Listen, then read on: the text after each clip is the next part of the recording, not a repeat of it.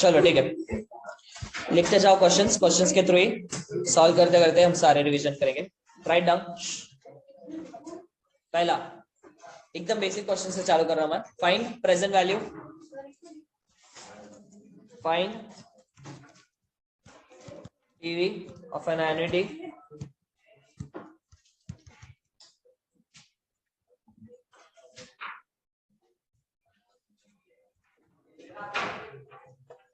find PV of an annuity of rupees and be quick up please, काफी सारे question अपन को फटाफट revise करना है। find PV of an annuity of rupees 12,000 payable for 6 years where ROI is equal to 8% per annum CI। इसमें पहला assume annuity is paid at the end of each year। दूसरा assume annuity is paid at the start of each year।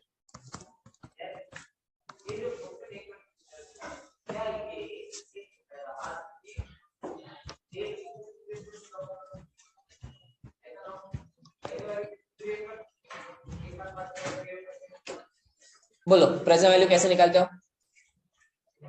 Discounting. Present value निकालना है तो compounding करोगे या discounting? Discounting. Present के terms में लेके आना है, जितने भी एन्युटी के पेमेंट्स है उन सबको प्रेजेंट में लेके आना है, मतलब ही इंटरेस्ट को हटाना है, इंटरेस्ट को एलिमिनेट करना है, मतलब ही डिस्काउंटिंग करोगे। सो 12,000 डिवाइडेड बाय, पहले हम अज्यूम करेंगे annuity regular, 12,000 divided by 1.08 raise to 1 से लेके 12,000 डिवाइडेड बाय 1.08 रेज टू 6 तक 6 पेमेंट्स है, क्योंकि कैलसी पे 12,000 divided by 1.08 equal to m plus 6 times कितना आंसर आ रहा है? 55,474। 55,474। ये आया PV of annuity regular into 1.08 कर दो, कितना आता है? 59912। This is PV of annuity immediate. अलग से सॉल्व करने की जरूरत है क्या? नहीं। हमेशा याद रखो जो फॉर्मूलाज हमने देखे थे उसका कंक्लूजन है हम यहाँ पे यूज कर रहे हैं। फॉर्मूलाज याद है? पीवी ऑफ एन्युटी रेगुलर या FV of annuity regular, PV हो या एफवी हो, जो एन्युटी रेगुलर के फॉर्मूलाज है इनटू 1 प्लस आई करो तो एन्युटी इमीडिएट के फॉर्मूलाज आ जाते हैं। जो लास्ट में हमने फॉर्मूलाज देखे चारों के, PV annuity regular, PV annuity immediate, FV annuity regular, FV annuity immediate. इसमें पीवी और एफवी के जो दो फॉर्मूलाज थे एन्युटी रेगुलर वाले, उन दोनों को 1 प्लस आई से मल्टीप्लाई करो तो पीवी और एफवी ऑफ एन्युटी इमीडिएट मिल जाता है। सो एन्युटी इमीडिएट को अलग तरीके से हमको सॉल्व करना ही नहीं है, एन्युटी रेगुलर का ही आंसर निकालेंगे, इंटू 1 प्लस आई करो, 1 प्लस आई मतलब क्या 1.08 से एक्स्ट्रा मल्टीप्लाई करो तो तुमको पीवी ऑफ एन्युटी इमीडिएट मिल जाएगा। अदरवाइज लॉजिकली सॉल्व करना है तो भी हम सॉल्व कर सकते हैं। 12,000 अगेन कितने टाइम्स आएगा? 6 times. 12,000 will occur 6 times, 6 payments है। पहला पेमेंट कब होगा? At the start of first year. Start of first year मतलब आज, उसके आज की वैल्यू कितनी आएगी? 12,000 ही आएगी। सो डिवाइडेड बाय 1 किया, या कुछ करो मत, बेसिकली 12,000 जो आज पे होने वाला है उसके आज की वैल्यू 12,000 ही रहेगी। इसमें से इंटरेस्ट को हटाने की जरूरत है क्या? नहीं। जस्ट सेकंड 12,000 कब होगा? सेकंड ईयर के स्टार्ट में। सेकंड ईयर के स्टार्ट में मतलब ही फर्स्ट ईयर का एंड। सेकंड ईयर स्टार्ट कहां से होता है? जब फर्स्ट ईयर एंड होता है। उसको आज की वैल्यू निकालनी, मतलब 1 साल से डिस्काउंटिंग करेंगे। सेकंड लास्ट पेमेंट मतलब फिफ्थ पेमेंट, फिफ्थ ईयर के स्टार्ट में, फिफ्थ ईयर के स्टार्ट में, मतलब फोर्थ ईयर के एंड में उसकी आज की वैल्यू चाहिए, मतलब 4 साल से डिस्काउंटिंग करोगे। Last payment, sixth payment sixth year के स्टार्ट में, सिक्स्थ ईयर के स्टार्ट में मतलब फिफ्थ ईयर के एंड में, उसकी आज की वैल्यू चाहिए तो 5 साल से डिस्काउंटिंग करोगे। अगर ये कैलकुलेशन करना है तो you start from here 12,000 divided by 1.08 equal to m plus 5 times 12,000 को अलग से m प्लस करो, प्रेस MRC, आंसर सेम आएगा 59,912। बट ये करने की जरूरत नहीं है, रॉन्ग नहीं है, नो नीड। समझ में आया? सो लॉजिकल सॉल्व करो तो भी आंसर यही आ रहा है। फॉर्मूला हमने देखा हुआ है कि जब एनडीटी रेगुलर का आंसर आता है इंटू 1 प्लस आई करो तो एनडीटी इमीडिएट का आंसर एनीवेज आने वाला है। तो लॉजिकली हम ये वाला सॉल्व करेंगे, एनडीटी रेगुलर का आंसर इंटू 1 प्लस आई कर देंगे, एनडीटी इमीडिएट का आंसर मिल जाएगा। सो एग्जाम में क्वेश्चन दोनों तो पूछेंगे नहीं, दोनों से कुछ एक ही पूछेंगे। याद हमेशा फिक्स करो कि हमको हमेशा एनडीटी रेगुलर का आंसर निकाल लेना, बिकॉज मैक्सिमम क्वेश्चन हमने उसी से सॉल्व किए। अदर मॉड्यूल का तो एक भी क्वेश्चन नहीं एनडीटी इमीडिएट पे, सारे के सारे क्वेश्चन एनडीटी रेगुलर वाले ही है। सो एनडीटी रेगुलर की हमको आदत है, वैसे सॉल्व करो कि चाहे फ्यूचर वैल्यू हो या प्रेजेंट वैल्यू हो, एनडीटी इमीडिएट पूछा होगा इंटू 1 प्लस आई कर दो। समझा? सो नीचे वाली मेथड की जरूरत नहीं है, always use the above method. NDT regular वाला ही टेक्निक याद रखो हमेशा हमेशा के लिए, और इंटू 1 प्लस आई अगर करना पड़ा अगर एनडीटी इमीडिएट पूछा होगा तो। समझ में आया? अब ऐसे ही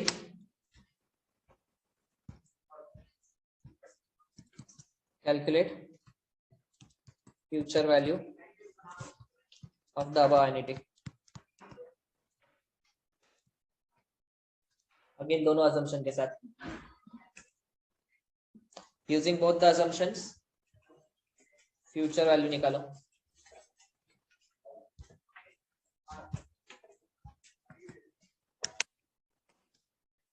पहले कौन सी निकालोगे? NDT regular, eight the end of each year वाला ही अज्यूम करके सॉल्व, इंटू 1 प्लस आई एंडिंग में कर देना तो एनडीटी इमीडिएट का आंसर मिल जाएगा।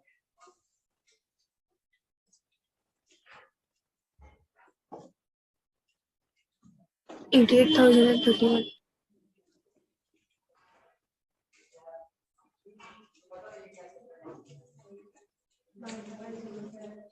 88,031। 95,000। 95,000।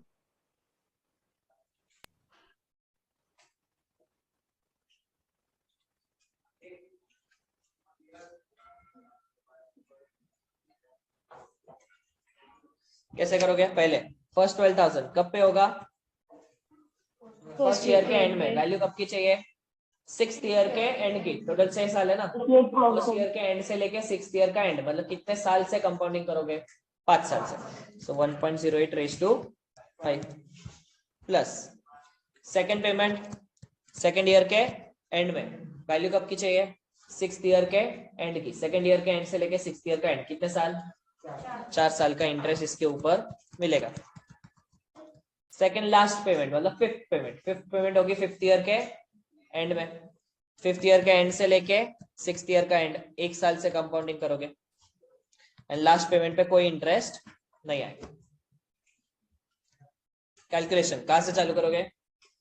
Second last figure 1.08 into 12,000 equal to m plus 5 times, और यहाँ पे 1.08 से चालू करोगे, 12,000 से नहीं, इसलिए इसमें 12,000 से चालू किया था हमने। 12,000 divided by 1.08 equal to m plus क्या, क्योंकि डिवीजन में सेकंड टर्म कांस्टेंट रहता है, मल्टीप्लिकेशन में फर्स्ट टर्म कांस्टेंट होता है। हमको 1.08 से बार बार मल्टीप्लाई करना, 12,000 से नहीं, इसलिए 1.08 से चालू किया। 1.08 into 12,000 equal to m plus 5 times 12,000 को अलग से m प्लस करो, प्रेस MRC, आंसर बोलो। 88,031। 88,031।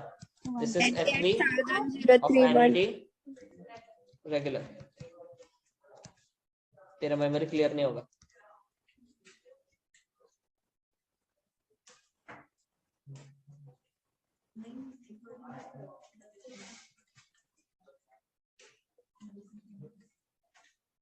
मेमोरी क्लियर थी क्या? और इसको 1.08 से मल्टीप्लाई करो तो कितना आ रहा है? 95073. This is FV of annuity immediate.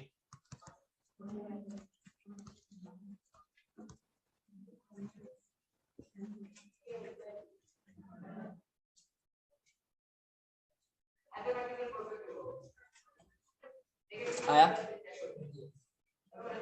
अब if you observe, एन्युटी तो सेम है, वही 12,000 6 बार पे होंगे. अगर मैं आज के आज उसके बदले में let's assume a scenario, please ध्यान देना, 12,000 6 साल तक तुम पे करते जा रहे हो, ठीक है. उसके बदले में आज पैसा मांगा तो कितना मांगोगे? एन्युटी इमीडिएट भूल जाओ, एन्युटी रेगुलर के बारे में सोचो.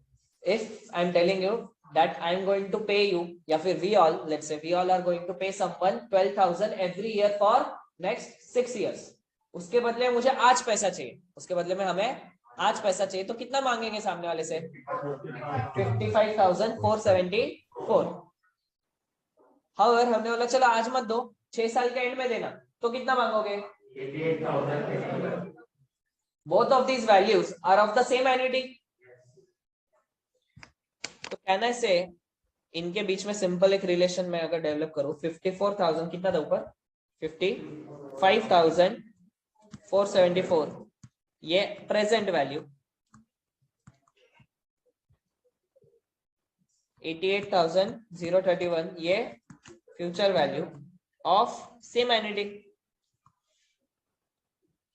मतलब उन्हीं एन्युटी की आज की वैल्यू है इतनी और उन्हीं एन्युटी की 6 साल के बाद वाली वैल्यू है इतनी. सो अगर इसमें मैं 6 साल का इंटरेस्ट ऐड करूं तो मुझे आंसर सेम ही मिलना चाहिए.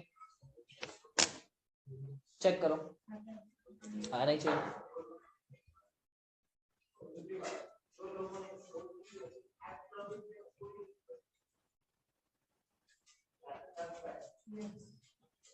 आया? Yes, sir.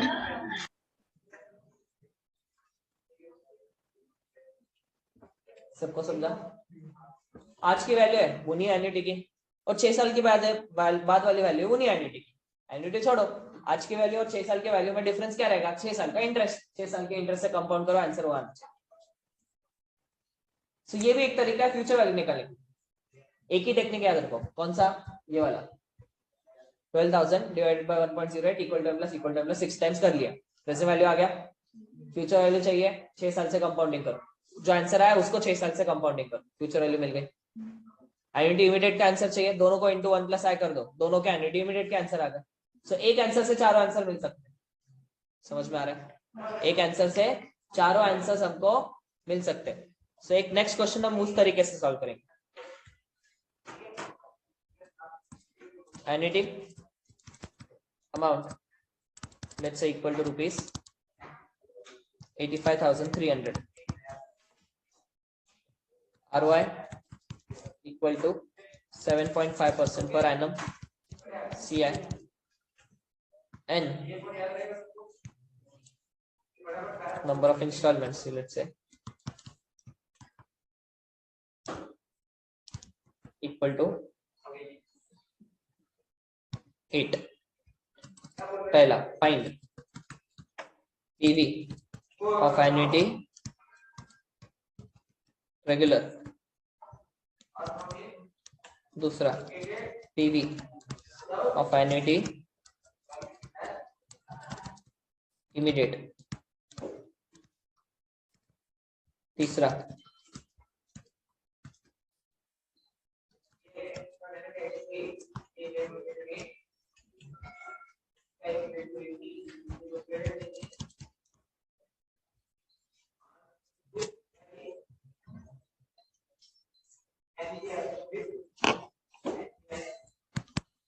पहला वाला आंसर हमारे लिए सबसे इजी होता है, क्योंकि बहुत बार किया है.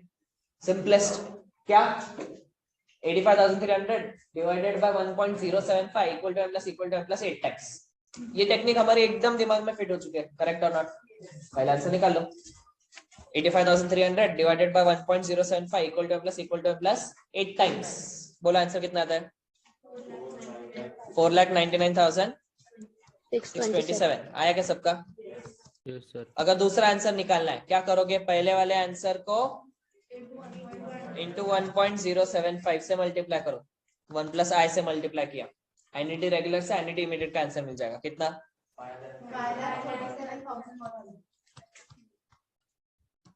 अगर F V of annuity regular चाहिए तो ऊपर वाला जो आंसर मतलब फर्स्ट वाला एनईटी रेगुलर वाला जो पीवी हमने निकाला था 4,99,627 वो आज की वैल्यू है।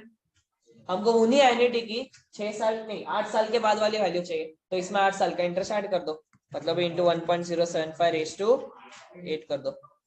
बोलो कितना आता है, 8,91,075।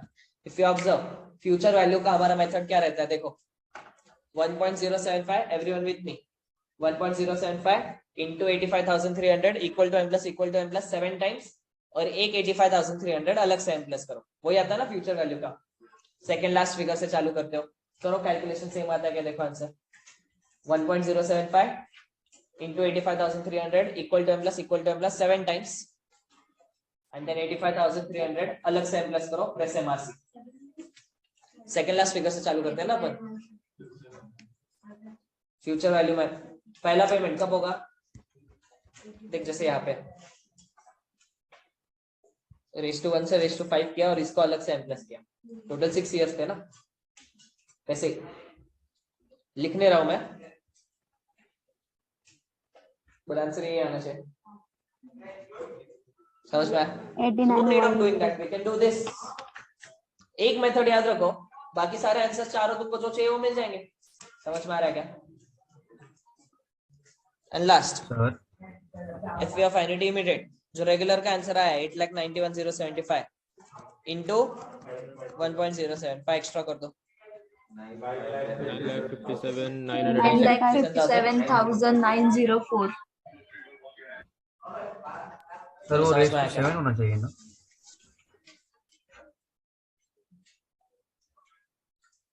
$906. So basically all the questions can be solved using one method only। PV निकाल लो, बाकी चारों में से जो भी पूछा रहेगा तुमको निकालते आना चाहिए। समझ में आया? फॉर्मूला खोलो, ये एक रिलेशन हम लिख के रखेंगे।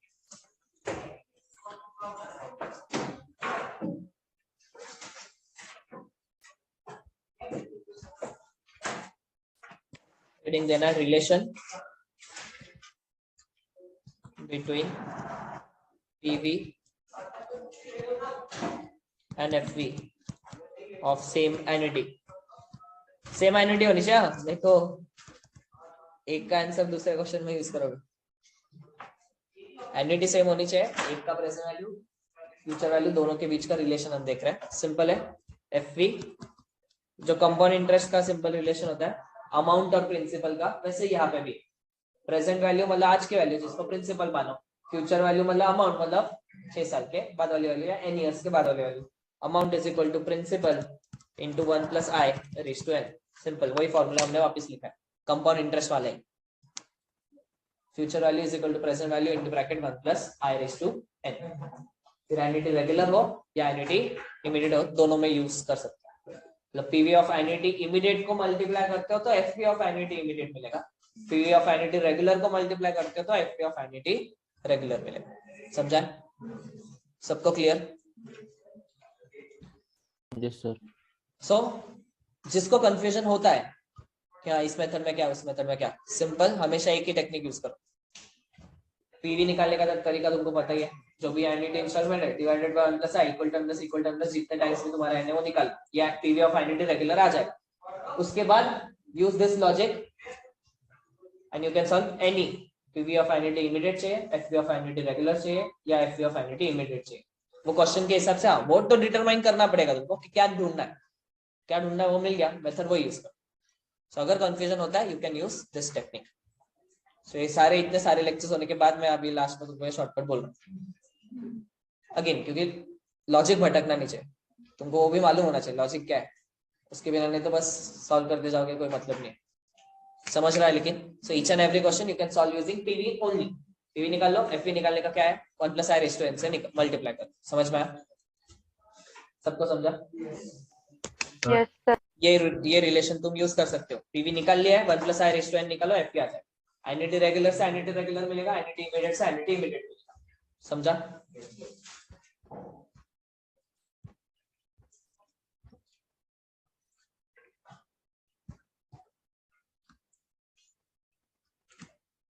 हेडिंग दो, फॉर्मूला बुक में नहीं, नोटबुक में हेडिंग दो लोन शेड्यूल. लोन शेड्यूल वाला एक क्वेश्चन कर लेंगे वापस, वही फुल फ्लेज वाला question.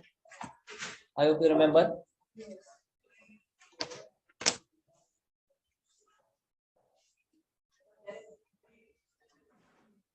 Write down.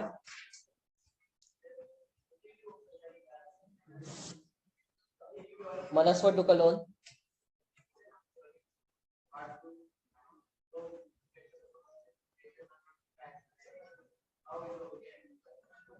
Manaswar took a loan of rupees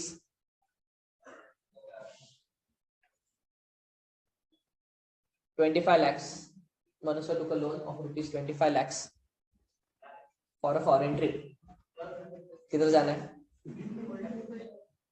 pointer में.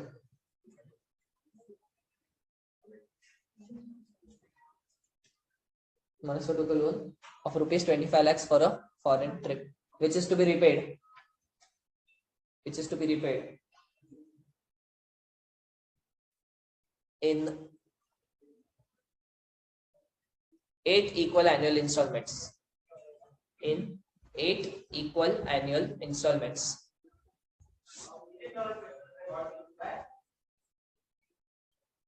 The rate of interest charged by the bank.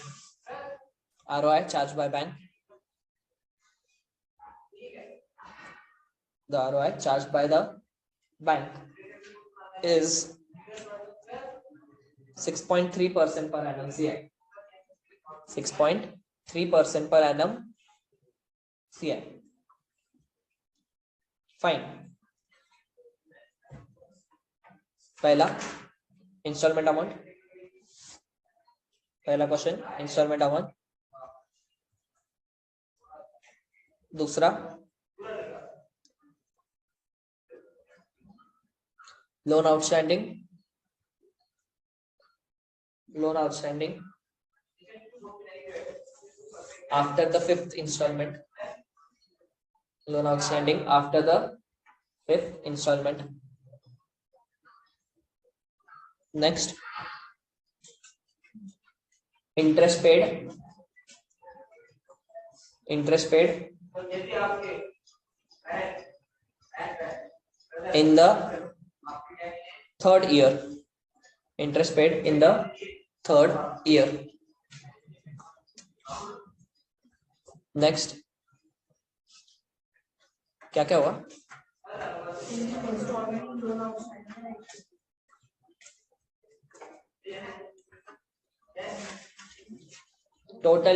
total interest paid. Next is total interest paid. Next, fifth na? Fifth, if he plans to repay the loan, if he plans to repay the complete loan, if he plans to repay the complete loan, total installments कितने थे? If he plans to repay the complete loan after 6 installments, after 6 installments, after 6th installment, find the total amount paid. Find the total amount to be paid in year 6. Find the total amount to be paid in year 6. और last total amount बोला ना मैंने. Year 6 में कितना payment हुआ, तो उसमें instalment भी पे हुआ, उसके इंस्टॉलमेंट पे करने के बाद जो लोन बचा वो भी पे हुआ. क्या लिखा तुमने? हाँ. Next question 6. Interest, total interest paid in case 5. Total interest paid in case 5.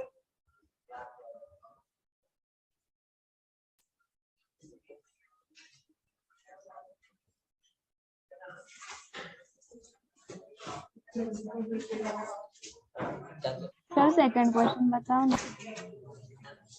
एक काम करो, इंटरेस्ट का कौन सा केस था? केस नंबर 3 ना? हाँ, तो उसमें इंटरेस्ट एंड एरो करके लिखो, interest and principal repaid in third year.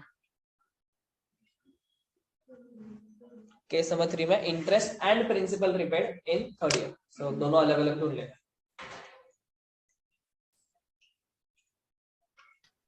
Excuse me, sir.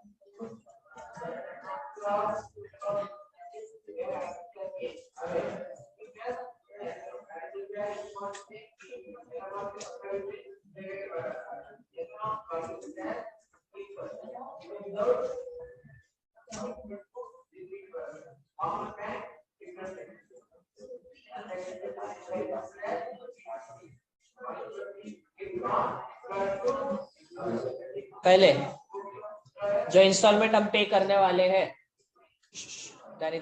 Instalment जो हम पे करने वाले हैं उसके बदले में हमको क्या मिल रहा है? कुछ दे रहे हो तो कुछ मिलेगा ना? क्या मिल रहा है? Loan. जो इंस्टॉलमेंट हम पे करने वाले हैं उसके बदले में हमको कुछ तो मिल रहा होगा। क्या मिल रहा है? लोन। कब मिल रहा है? आज। So that loan is the present value of those instalments. उन इंस्टॉलमेंट्स की प्रेजेंट वैल्यू है लोन। लोन कितने का है? 25 lakh. जितने भी इंस्टॉलमेंट्स मेरे आएंगे उन सब की present value should be equal to 25 lakhs। Rate of interest कितना दिया है? 6.3. 6.3. So 1.063 raised to 1, 1.063 raised to 2 से लेके 1.063 raised to 8, ये डिस्काउंटिंग होगा। ए कॉमन निकाल लो, ब्रैकेट में बचेगा 1 divided by 1.063 equal to plus कितने times? 8 times. And then 25 lakhs divided by MRC.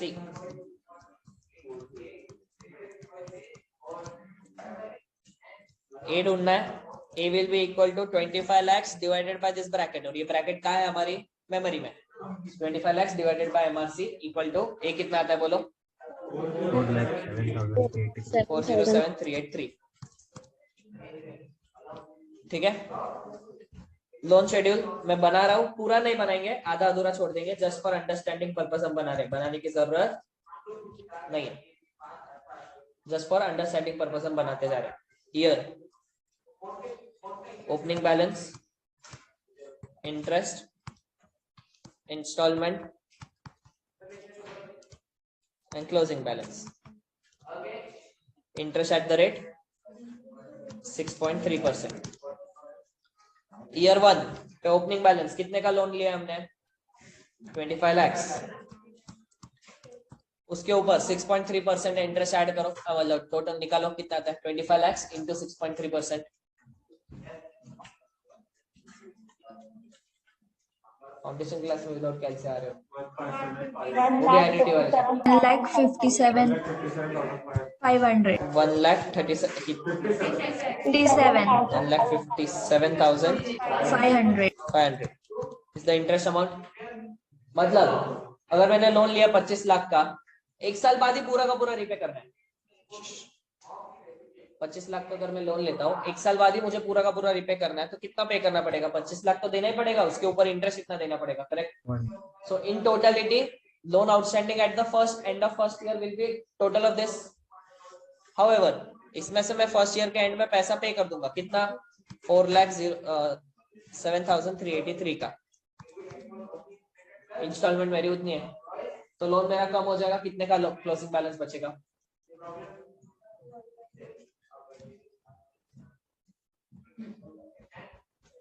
25 lakh plus 1,57,500 minus 4,07,383.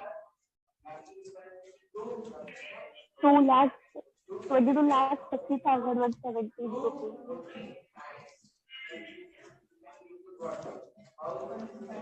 22,50,117, correct. Year 2 का ओपनिंग कितना रहेगा? प्लीज डैन इधर। ईयर 2 का ओपनिंग बैलेंस आएगा जो ईयर 1 का क्लोजिंग है, वही ईयर 2 का ओपनिंग। अब ईयर 1 का जो क्लोजिंग आया है, this represents the present value of remaining instalments. एक इंस्टॉलमेंट पे कर दी ना, ईयर 1 के एंड पे खड़े हो, तुम क्या सोचोगे कितना लोन देना बाकी है? तो इतना देना बाकी है, और इतना देने के लिए हमको क्या देना पड़ता है? 4,07,383 के टोटल रेट है क्या? हाँ, तो 4,07,383 के 7 इंस्टॉलमेंट्स हमको पे करने हैं, करेक्ट। इतना लोन रिपे करने का, इतना लोन रिपे करने के लिए। So basically this value is the present value of the remaining 7 instalments. ये समझ में आ रहा है? Closing balance at the end of first year will be the present value of the remaining 7 instalments. तुम चाहो तो क्रॉस वेरीफाई करने के लिए कर सकते हो। 4,07,383 divided by 1.063 equal to m plus 7 times. Check करो, आंसर ये आएगा। समझा? ईयर 2 का इंटरेस्ट बोलो।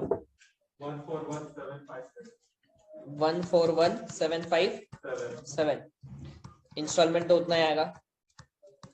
Closing balance this plus this minus this.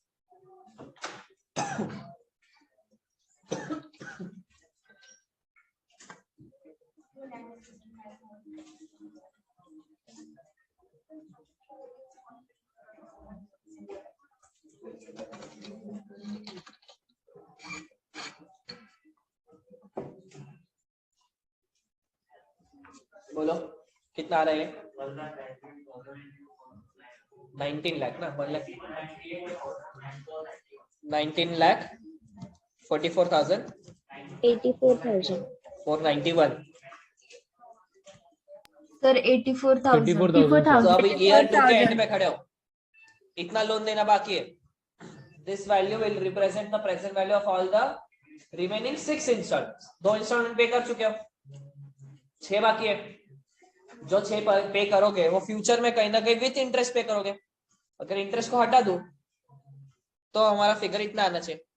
मतलब ही जो रिमेनिंग 6 इंस्टॉलमेंट्स है उन सब की present value is equal to this. बोलो समझ में आ रहा है? 1984 क्या? 84491। So this figure represents the present value of the remaining 6 installments. आगे का टेबल में बना देने वाला हूं, बस टेबल की वैल्यूज मुझे समझाने के लिए काम आएगी, इसलिए मैंने लिख दिया है। 8th ईयर के एंड में बैलेंस 0 हो जाएगा, ठीक है। एनीवेज, अब हमारे क्वेश्चंस पे आते हैं। पहला क्वेश्चन इंस्टॉलमेंट तो हो चुका है। सेकंड क्वेश्चन क्या है?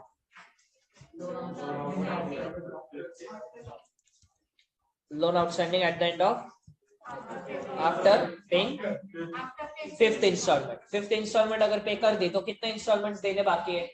3। तो देखो, loan outstanding after 5th instalment is equal to PV of remaining 3 instalments. कि कितना लोन देना बाकी है? तो 3 इंस्टॉलमेंट देने बाकी है, बट 3 इंस्टॉलमेंट में कहीं ना कहीं इंटरेस्ट भी इंक्लूडेड है। बाकी के 3 सालों का इंटरेस्ट हटा दो तो लोन का प्रिंसिपल मिल जाएगा। तो कितना लोन बाकी है? इंटरेस्ट हटाना है, मतलब डिस्काउंटिंग करना है। सो 4,07,383 डिवाइडेड बाय 1.063 रेज़ टू 1 से लेके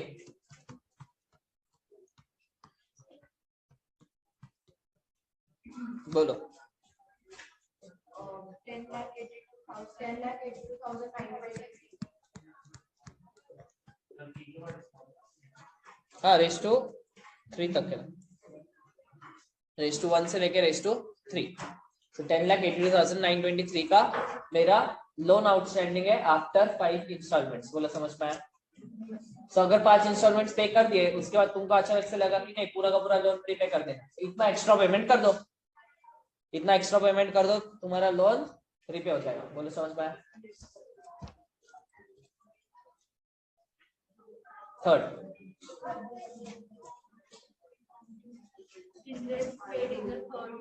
interest paid in the third year. अब if you observe the loan schedule, किसी भी साल का इंटरेस्ट हम कैसे निकालते हैं? उस साल के ओपनिंग बैलेंस पे 6.3% चार्ज करते हैं, करेक्ट? अब थर्ड ईयर का मुझे इंटरेस्ट निकालना है, मतलब थर्ड ईयर का ओपनिंग बैलेंस लगेगा। थर्ड ईयर का ओपनिंग बैलेंस मतलब सेकंड ईयर का क्लोजिंग बैलेंस, ये वाला। तो मैंने टेबल ड्रॉ किया इसलिए डायरेक्टली ये फिगर ले रहा हूं मैं, अदरवाइज देखो पहले हम निकालेंगे opening balance of third year which will be equal to closing balance of second year। मतलब ऐसे सोचना है, सेकेंड ईयर के बाद में हमारे कितने इंस्टॉलमेंट्स बाकी है? 6 बाकी। So PV of remaining 6 installments calculate करोगे तो आंसर वही आएगा 19,84,490 या 491 आया रिमेनिंग 6 इंस्टॉलमेंट्स का PV. Interest of third year का इंटरेस्ट 19,84,490 पे 6.3%। बोलो कितना आता है? 1,25,022. So 1,25,022 is the interest of the third year.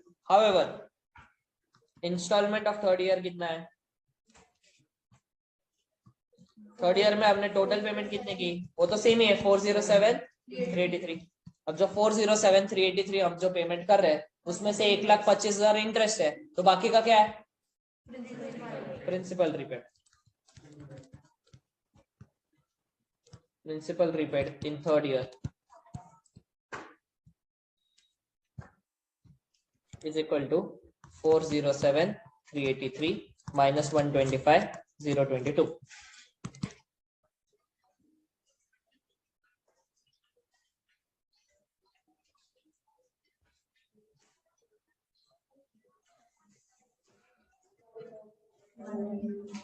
बोलो कितना आता है?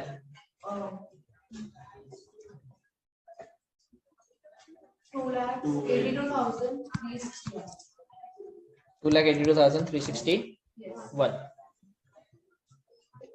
Next question, fourth case. क्या पूछा है? Total interest paid. Total interest बहुत इजी होता है। टोटल पेमेंट कितना किया माइनस लोन कितना लिया था। Total payment minus loan is equal to total interest. Total payment आएगी 4,07,383 इंटू 8 माइनस लोन अमाउंट आएगा 25 लाख। बोलो डिफरेंस कितना आता है? 7,59,064 7,59,064 रुपीज का इंटरेस्ट मेरा आएगा। टोटल पेमेंट में 4,07,383 के जो इंस्टॉलमेंट्स है 8 टाइम्स करेंगे, उसमें से 25 लाख लोन लिया था, बाकी जितना भी एक्स्ट्रा पेमेंट किया वो मेरा पूरा का पूरा इंटरेस्ट। एक साल का या कौन से साल का? ये पूरे 8 सालों का। ये जो इंटरेस्ट आया है ये पूरे 8 सालों का है। किसी एक साल का इंटरेस्ट निकालना हो तो हमको ऐसे करना पड़ता है जो पिछले इसमें किया। पूरे 8 सालों का इंटरेस्ट निकालना है तो ऐसे कर। फिफ्थ क्या बोला है? कितने इंस्टॉलमेंट्स के बाद रीपे कर देना है? So loan outstanding after 6th installment is equal to PV of remaining 2 installments।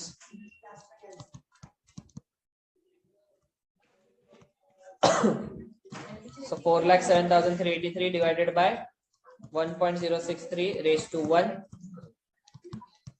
से लेके raised to 2 तक। बोलो कितना आता है? 7,43,7,664। तो देखो 6 इंस्टॉलमेंट तुमने पे कर दी। पे करने के बाद 6th इंस्टॉलमेंट के एंडिंग में, मतलब 6th ईयर के एंडिंग में इतना लोन तुम्हारा अभी भी बाकी रहेगा। वो तुमको कैसे रीपे करना है? एक्चुअली ओरिजिनली 4,07,383 के 2 इंस्टॉलमेंट आगे पे करके, पर तुमने डिसाइड किया नहीं इतने देर नहीं रुकना है, आज के आज ही मुझे पूरा पेमेंट कर देना है, तो इतना पैसा दे दो, इतना पैसा पे कर दो। Total payment in 6 year to repay complete loan.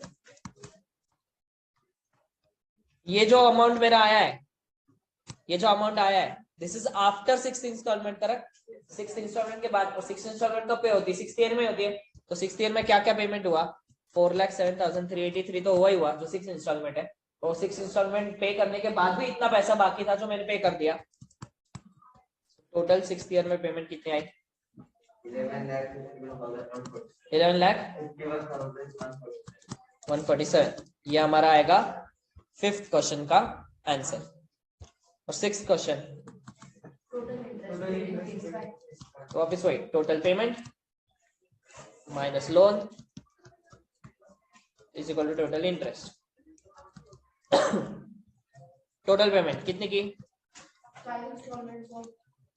2 तरीके हैं, एक तो 4,07,383 के 6 इंस्टॉलमेंट्स प्लस 7,43,764, और एल्स 4,07,383 के 5 इंस्टॉलमेंट्स पहले 5 सालों में, और 6th ईयर में 11,51,147। सो ऐसे भी कैलकुलेट कर सकते हो या फिर ऐसे भी कर सकते हो, ईदर ऑफ द टू। उसमें से 25 लाख का लोन माइनस करो, इंटरेस्ट आना चाहिए कितना? 6,88,000। आया क्या देखो,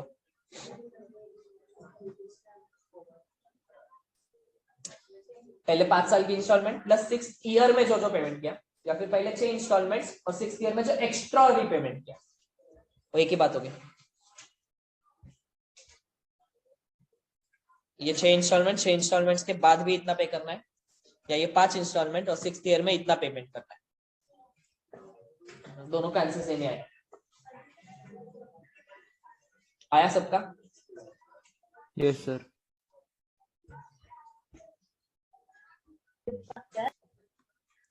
एक इस पे नया क्वेश्चन क्लिक हुआ है दिमाग में, लिखो। नहीं, new question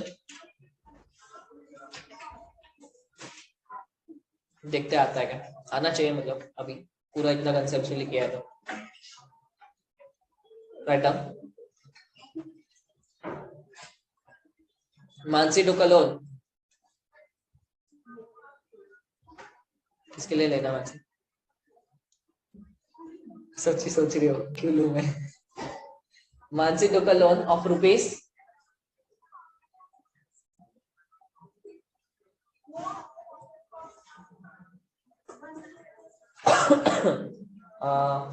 60,000. Mansi took a loan of rupees 60,000 for her birthday party, grand party.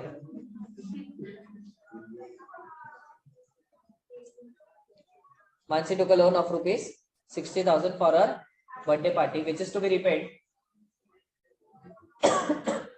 Which is to be repaid in 10 equal annual installments. Which is to be repaid in 10 equal annual installments. Rate of interest is equal to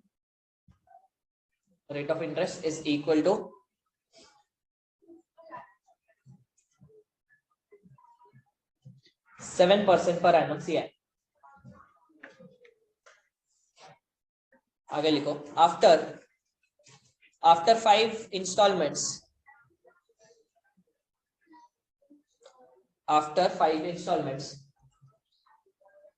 Mansi plans to repay the outstanding loan. After 5 installments, Mansi plans to repay the outstanding loan, या repay the remaining loan, word कुछ भी use कर सकते हो, repay the remaining loan in only three equal annual installments. Only 3 equal annual installments. Actually 5 instalment के बाद कितने instalment बाकी थे? और 5 बाकी थे, और उसने डिसाइड किया नहीं 3 में पे कर देंगे. अब 3 में रिपे कर देंगे तो इंस्टॉलमेंट बढ़ाना पड़ेगा, correct? If rate of interest after 5 years, if ROI after 5 years, if ROI after 5 years is 8% per annum CI, 8% per annum CI. Fine. पहला amount of original installment. पहला है amount of original installment. Second amount of new installment. Amount of new installment to be paid after 5 years. Amount of new installment to be paid after 5 years. And last, तीसरा, total interest paid by Mansi. Total interest paid by Mansi. कुछ नहीं, simple एकदम आना चाहिए, करो try.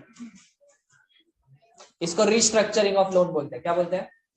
Restructuring of loan. Loan के जो terms थे हमने जो पहले एग्री किया था उसको हमने रिस्ट्रक्चर किया.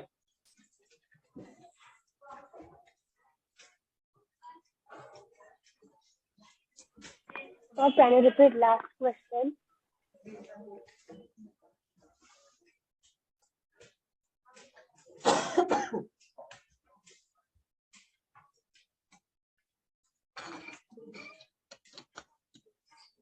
Sir.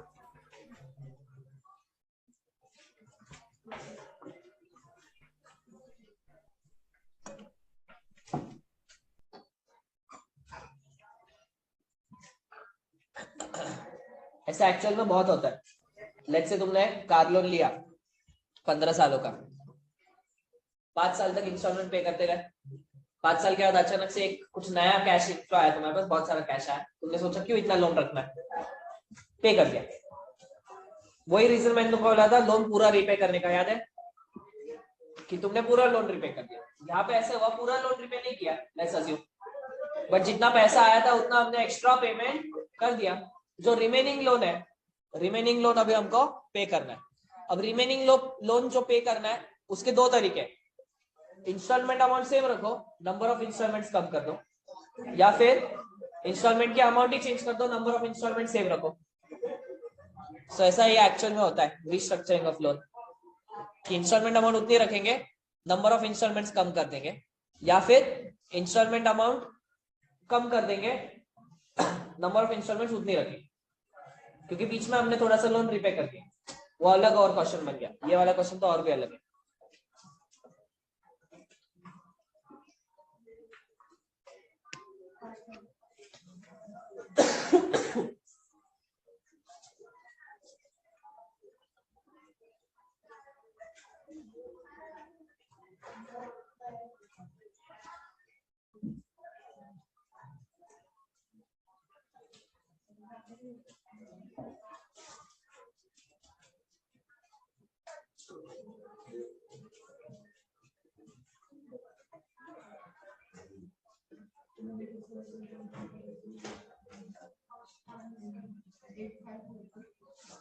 एट 542 आया पहले का आंसर.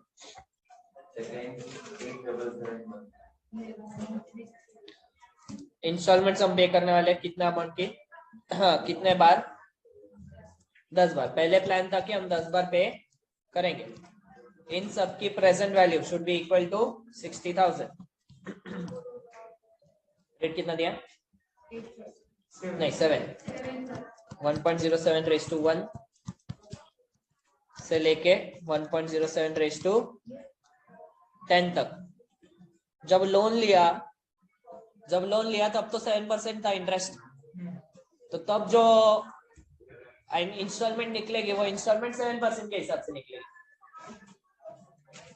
तो बोलो ए कितना आ रहा है, कैसे निकालोगे?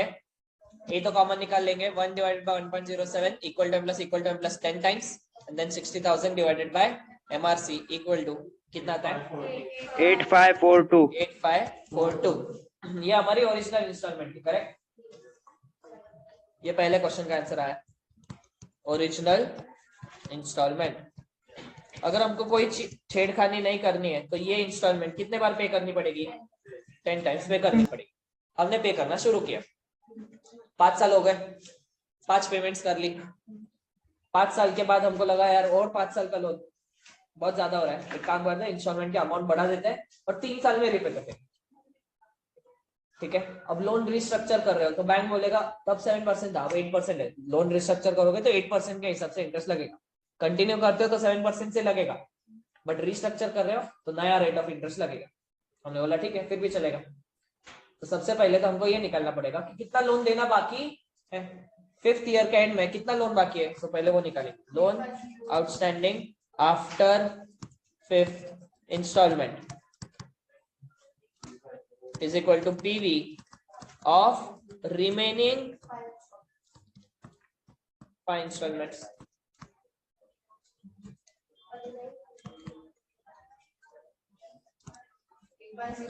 Is equal to, अरे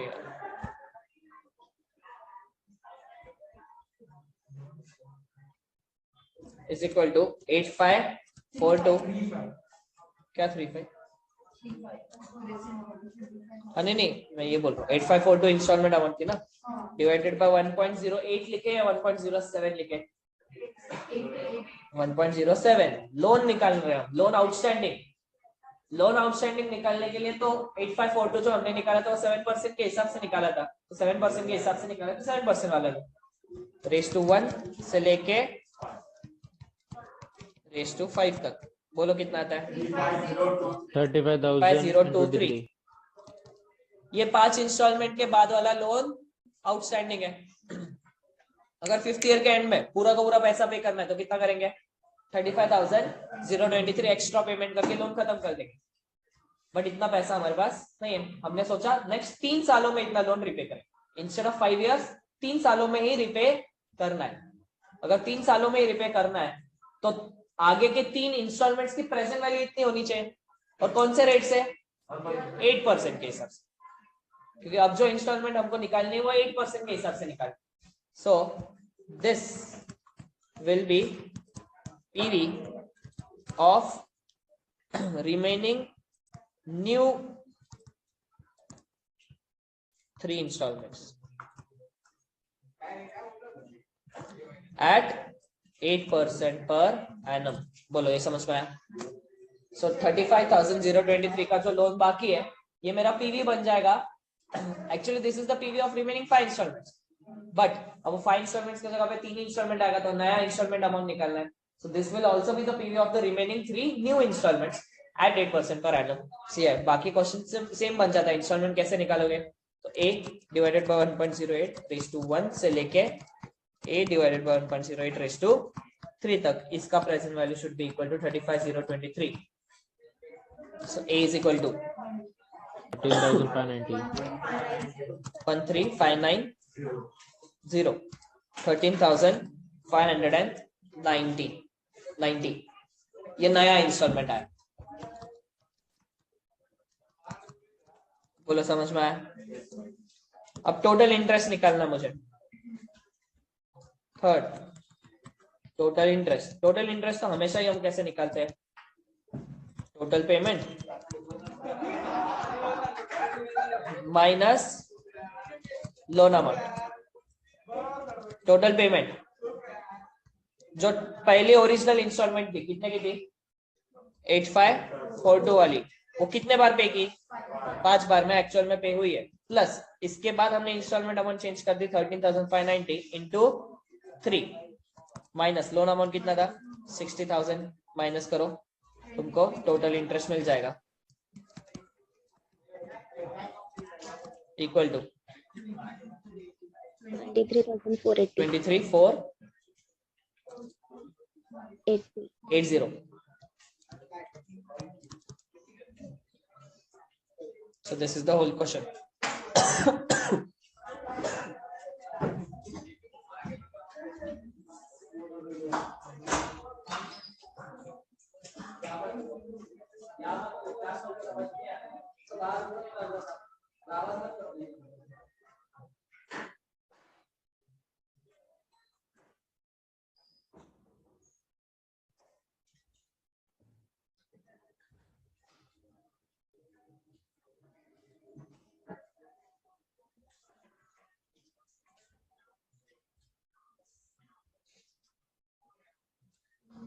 बोलो, समझा पूरा question?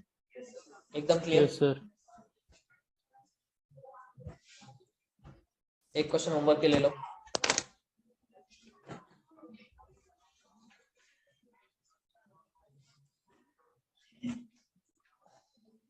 A loan of rupees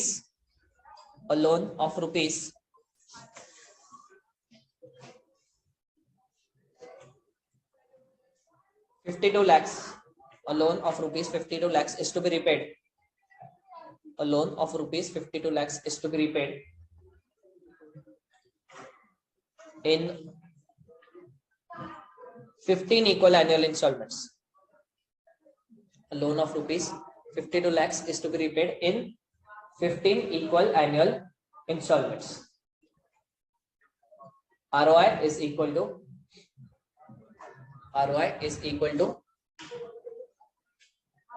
9% per annum CI. ऐसे समझो, होम लोन लिया हमने 52 लाख का, 15 सालों में लोन को रीपे करना है। होम लोन का रेट आसपास ऐसे होता है 9 to 10% के बीच में होता है, तो 9% पर एनम CI से लोन लिया। After paying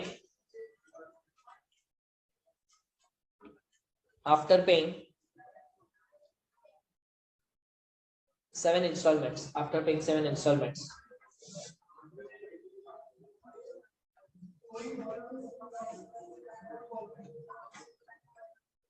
an extra payment after paying 7 installments, an extra payment of rupees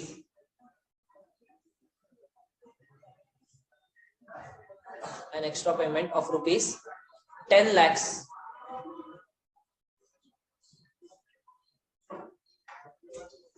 was made. So हुआ क्या, कुछ पुराना घर बेचा होगा, ये जो भी है, पैसे आए होंगे बहुत सारे, 10 लाख रुपए एक साथ उसने लोन के अगेंस्ट पे कर दिया। क्या लिखा तुमने? An extra payment of rupees 10 lakhs was made towards the loan. ठीक है, 7 इंस्टॉलमेंट्स पे हो चुके थे। 7 इंस्टॉलमेंट्स के बाद में एक्स्ट्रा एक 7th ईयर के एंड में उसने 10 लाख रुपए पे कर दिए।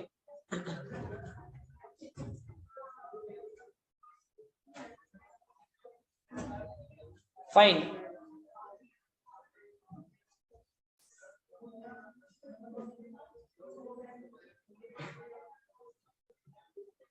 पहला क्वेश्चन को फाइन में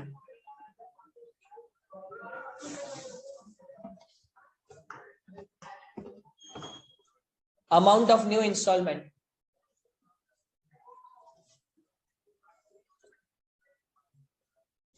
amount of new installment if the remaining loan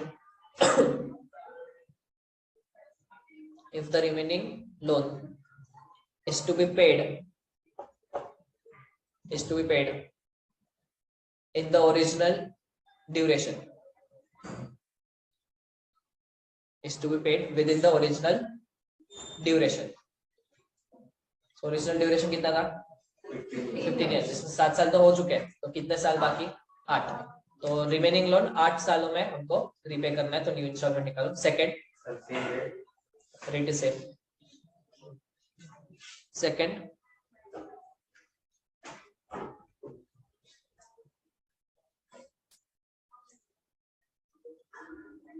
an approximate number of years,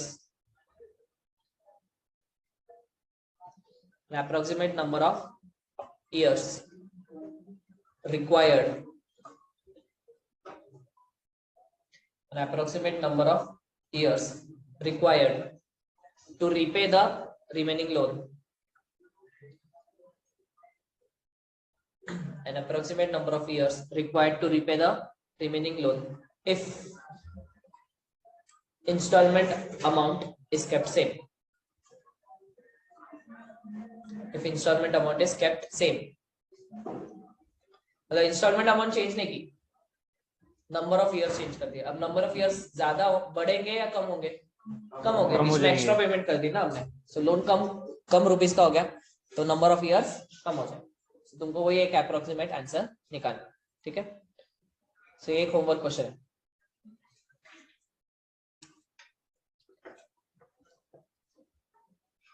sinking fund वाले क्वेश्चन भी हम कर लेते हैं आज। चलो राइट डाउन नेक्स्ट क्वेश्चन। ये लोन वाले इतने ही है। नेक्स्ट क्वेश्चन जो यहाँ पे करना है, write down.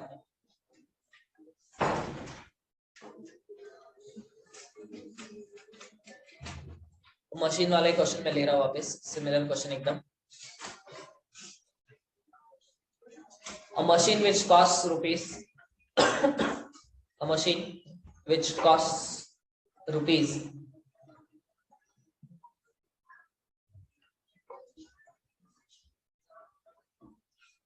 a machine which costs rupees 3,20,000 today, 3,20,000 today will have to be replaced,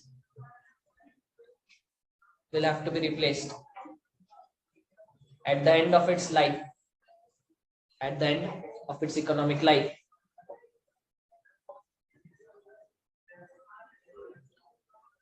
A machine which costs rupees 3,20,000 today will have to be replaced at the end of its economic life of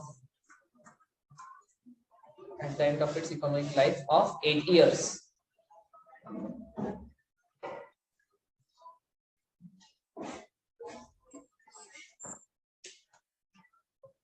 Scrap value, estimated scrap value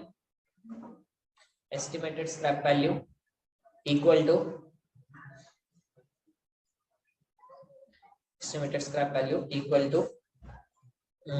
कितना 3,20,000 बोला है।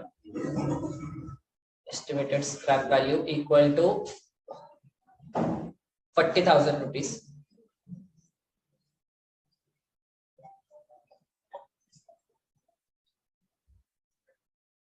Book value of the current machine.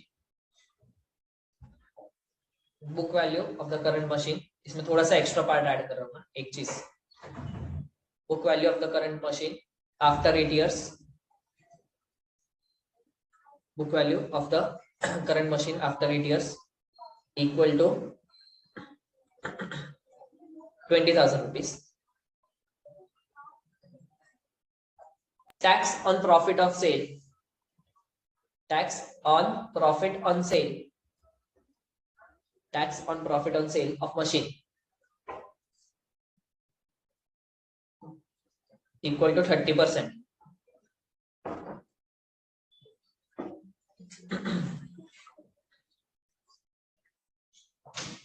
Cost of new machine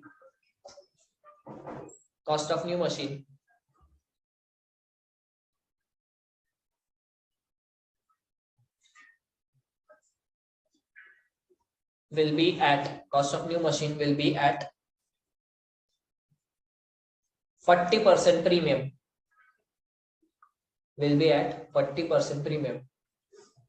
Than the current cost.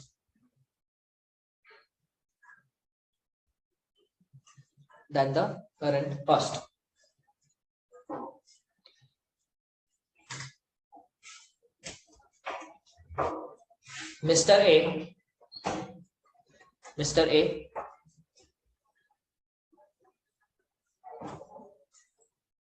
starts saving.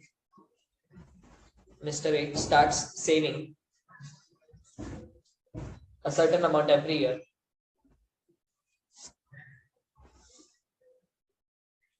Mr. A starts saving certain amount every year.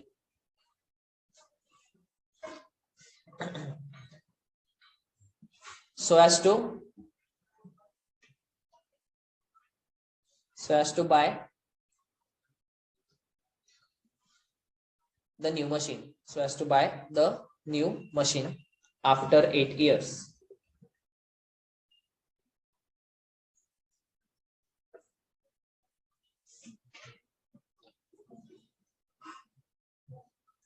An interest of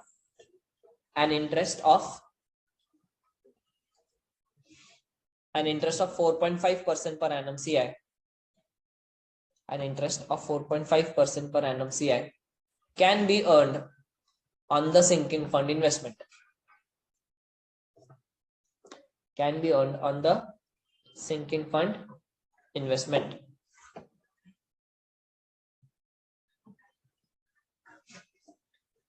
find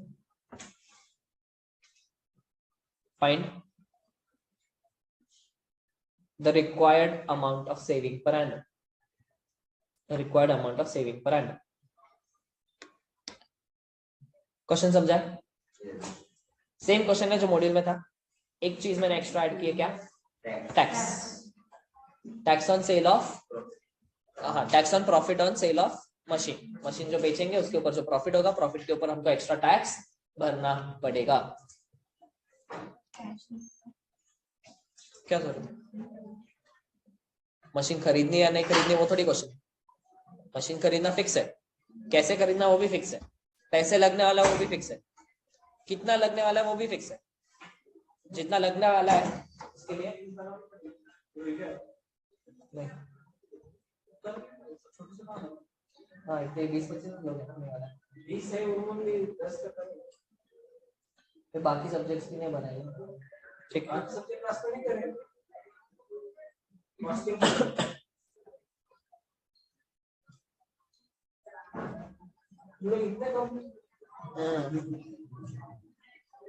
कोई foundation की 4-5 और extra है क्या 11th में? तो वो कम।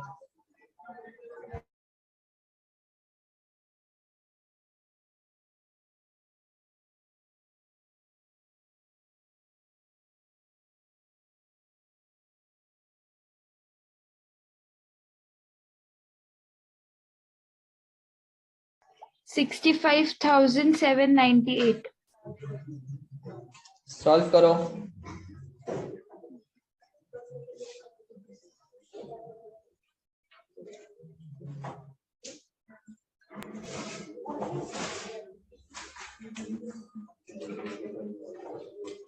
Sir,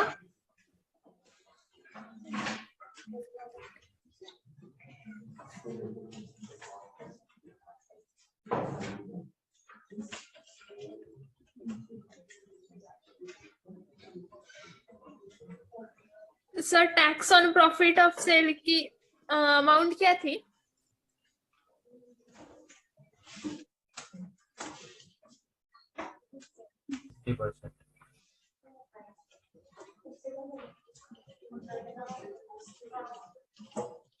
hello, -5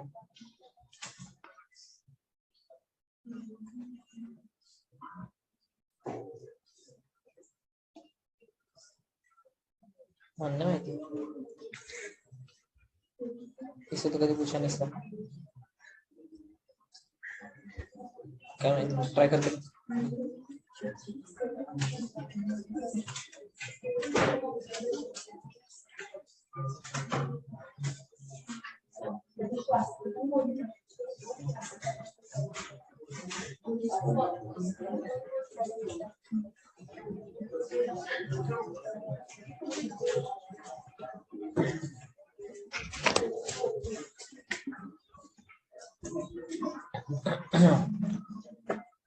saving amount 44,136. Saving की amount पूछिए।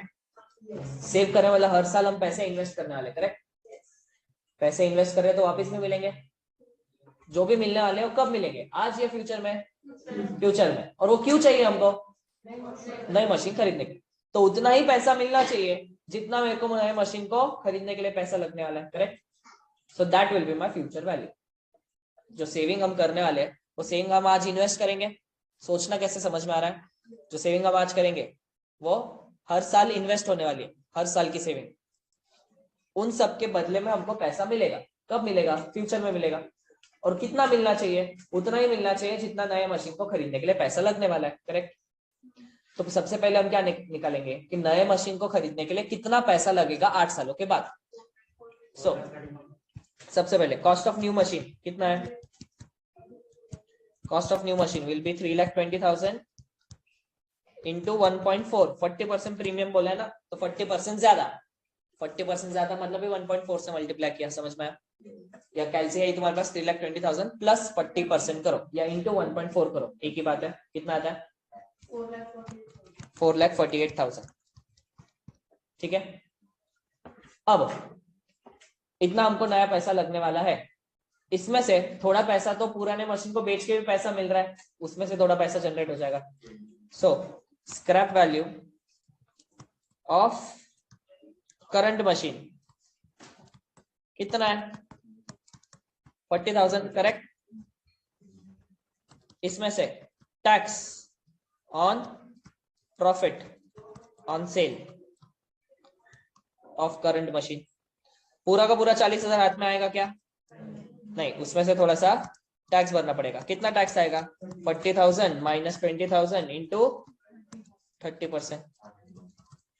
बुक वैल्यू कितनी? 20,000। बेच कितने में रहे हो? 40,000 में। 20,000 का प्रॉफिट, उसके ऊपर 30%, मतलब 6,000 का tax. Net receipts is equal to 34,000।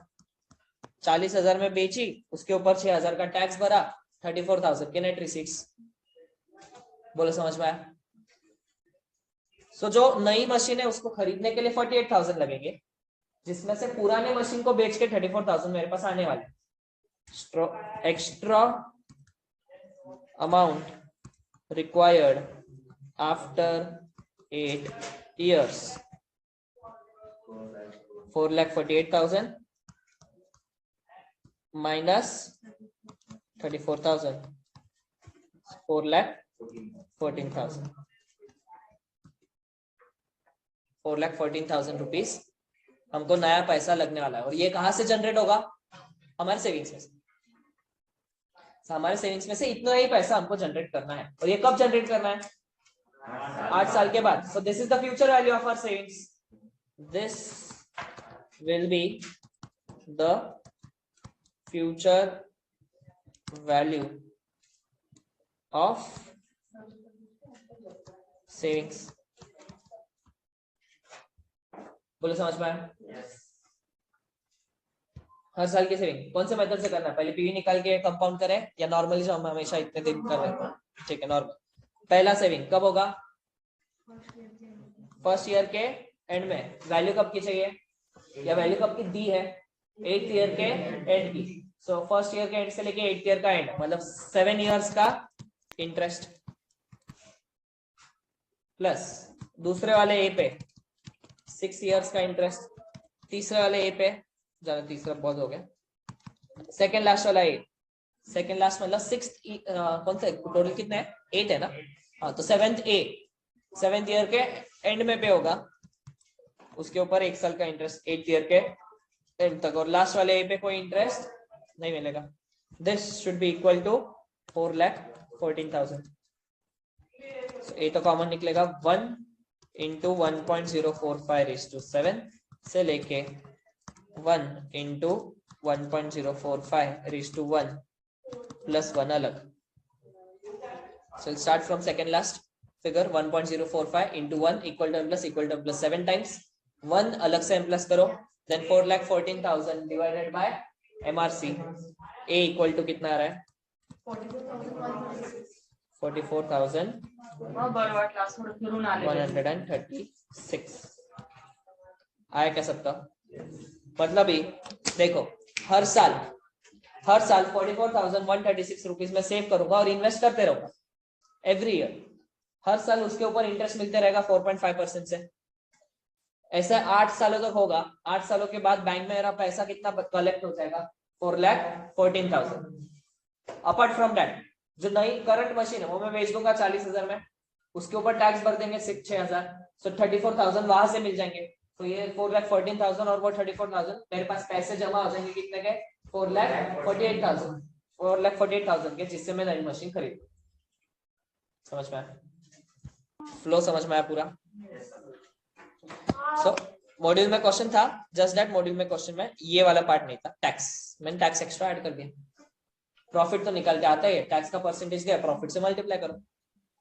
इतना है, देखो टैक्स हमको पे करना है, तो ऑब्वियसली जितने में बेचा उसमें से टैक्स माइनस करो। कई लोग 20,000 में से टैक्स माइनस करते हैं, वो पता नहीं क्यों। 20,000 बुक वैल्यू है, बुक वैल्यू जितना पैसा मिलेगा क्या? नहीं, पैसा कौन सा मिलेगा? 40,000 सेल वैल्यू ना, 40 में बेचा तो 40 मिलेगा, उसमें से 6,000 टैक्स पे करना पड़ेगा, मिलेगा नेट 34,000। समझ में आया? ठीक है, शायद थॉट के आज खत्म हो जाएगा अपना, बट थोड़े एक्स्ट्रा क्वेश्चंस की वजह से अपना भी बाकी है. We'll finish the chapter tomorrow. चलो, I end my lecture here today. थोड़ा भूषण सर को बोल दो बीसी के 10 मिनट लेट चालू कर. मिलेंगे तो मैं. चलो, बाय बाय.